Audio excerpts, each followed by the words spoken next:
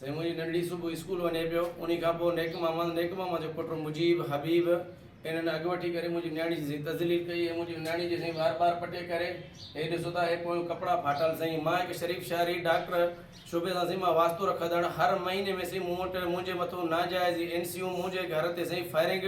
हाणे बि मुंहिंजी न्याणी खे साईं तज़लील करे ॾिसो था मुंहिंजी न्याणी जी अखियुनि जी हालत।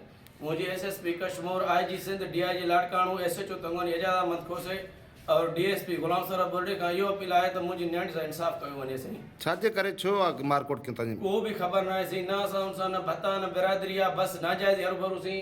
मुंहिंजी न्याणी स्कूल साईं मुंहिंजी न्याणी जे हिन जो पुटु हिकिड़ो आहे हबीब रहमान मुजीब मवाले हरूभरू मुंहिंजी न्याणी खे हेरासमेंट करे त मुंहिंजी न्याणी खे तक़रीबन हफ़्तो थियो आहे स्कूल नथो वञे त बाबा ही मूंखे तंग करनि था, मां अव्हांखे नथो ॿुधां। अॼु मुंहिंजा वार पटे करे हे मुंहिंजी पोती खसे करे मुंहिंजे चुंबर मल खसे करे बाबा मूंखे ईअं रवानो करे छॾियो साईं।